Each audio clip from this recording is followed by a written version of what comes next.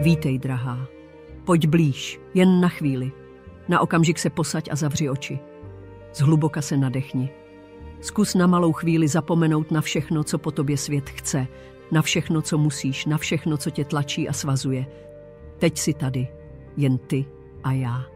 Jen ty a slova, která ti chci zašeptat, protože vím, že je potřebuješ slyšet. Dívám se na tebe a vidím tě takovou, jaká jsi. Jsi ohromně krásná.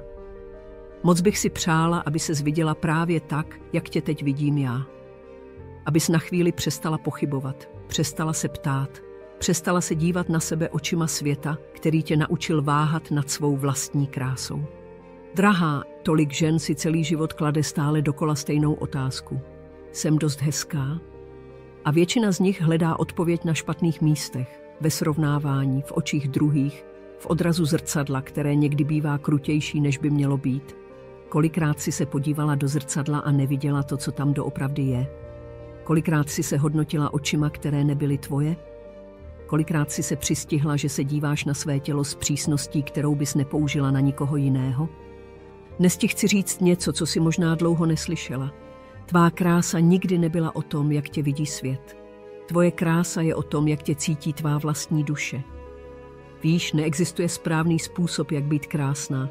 Neexistuje správná postava, správný věk, správná tvář. Krása není něco, co přijde až zhubneš. Až se naučíš správně líčit. Až si koupíš hezčí šaty. Až se na tebe někdo podívá a řekne, jsi krásná. Ne, drahá. Krása není něco, co k tobě přijde, když se změníš. Krása je něco, co v tobě vždycky bylo. Přišla si na tento svět jako nádherná bytost. A pořád jí si. Jen si na to možná zapomněla. Dnes bych ti o kráse chtěla něco povědět. O té naší ženské kráse, o kráse, která nestárne, o kráse, kterou nelze ztratit, o kráse, kterou ti nikdy nikdo nemůže vzít. Drahá, někdo ti možná kdysi řekl, že krása znamená mít hladkou pleť, štíhlý pas, dokonalé rysy. Někdo tě možná naučil, že se musíš snažit, aby ses přiblížila k nějakému ideálu, že musíš něco změnit, něco skrýt, něco ztratit, aby si získala. Ale já ti říkám, drahá, že krása je něco mnohem víc. Krása není jen to, co vidí oči.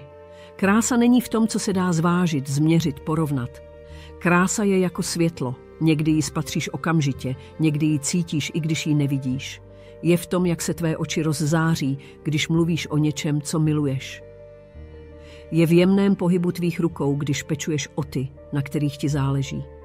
Je v klidné síle tvého hlasu, když utěšuješ někoho, kdo to potřebuje. Krása je projevem tvé duše. Je ve tvém smíchu, kterým rozechvíváš svět kolem tebe. V tom smíchu, který někdy zahřmí jako bouře a jindy obejme jako letní déšť.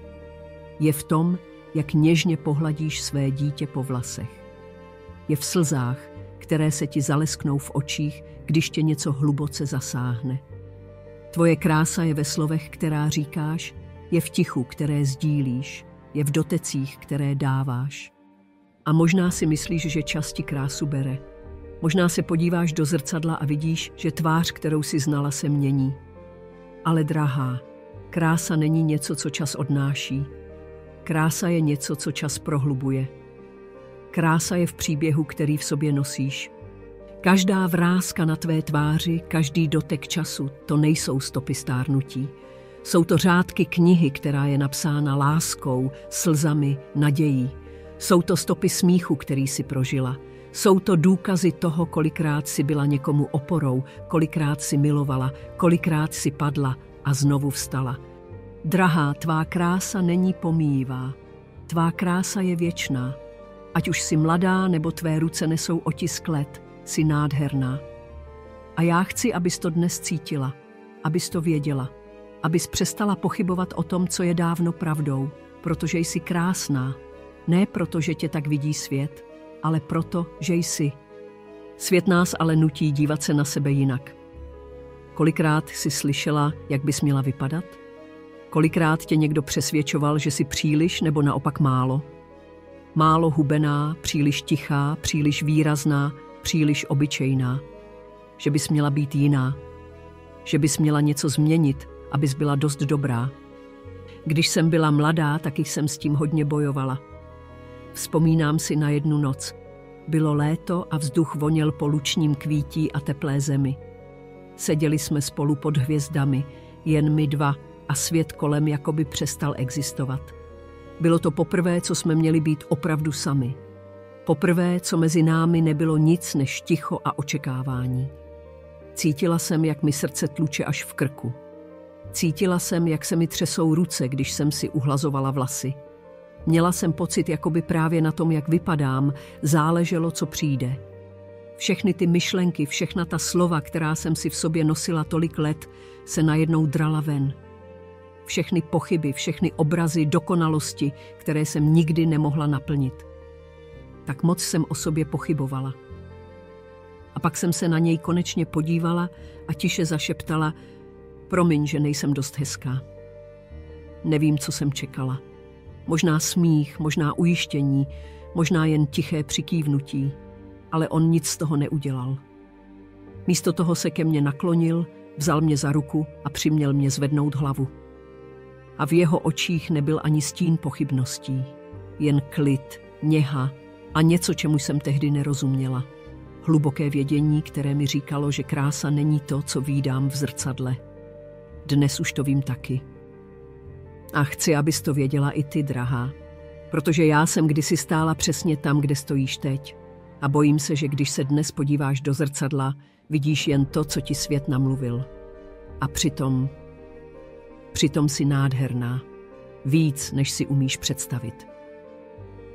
Světu bylo vždy pohodlné, když ženy pochybovaly o své kráse, protože nejistá žena je žena, kterou lze ovládat. A tak nám po staletí říkali, jak bychom měli vypadat, jak bychom se měli chovat, jak bychom se měli hodnotit. Učili nás pochybovat o sobě, protože věděli, že jakmile začne žena pochybovat o své kráse, začne pochybovat i o své síle. Pokud nevěříš ve svou krásu, koupíš si krémy, které ti slibují věčné mládí. Pokud pochybuješ o své hodnotě, budeš se snažit zalíbit se světu, místo abys byla věrná sama sobě. Pokud se bojíš, že nejsi dost, strávíš život snahou dokázat, že si zasloužíš lásku, místo aby si ji jednoduše přijala, protože už dávno patří i tobě. Drahá, ty nejsi obraz na stránky časopisu. Tvá krása není něco, co se dá definovat podle trendů, měnících se jako vítr. Nejsi produkt, nejsi číslo na váze, nejsi součet cizích názorů. A proto ti říkám, drahá, přestaň se dívat na sebe očima světa. Přestaň měřit svou krásu měřítky, která nikdy nebyla stvořena pro tebe. Přestaň hledat svou hodnotu tam, kde nikdy nebyla. Tvá krása není pro cizí oči, je pro tebe, pro tvou duši. Nejsi tu proto, aby ses vešla do cizích škatulek. Nejsi tu proto, aby ses přizpůsobila něčím představám. Nejsi tu proto, aby ses neustále opravovala, měnila, ladila k dokonalosti, kterou někdo jiný vymyslel. Jsi tu proto, abys byla přesně taková, jaká jsi. Drahá, nauč se přijímat svou krásu. Přestaň se srovnávat. Podívej se na květiny na louce. Vidíš, že by jedna koukala na druhou, jestli správně roste? Vidíš, že by se trápila tím, že není taková jako ta vedle? Ne, prostě kvetou. Každá jinak. Každá po svém. Podívej se na ženy kolem sebe. Každá je jiná. A přesto, když se smějí, když se dotýkají světa s láskou, když jejich oči září nadějí, není snad každá z nich krásná. Tak proč bys měla být výjimkou? Zkus se na sebe dívat jinýma očima. Zítra ráno, až se podíváš do zrcadla, nehledej chyby.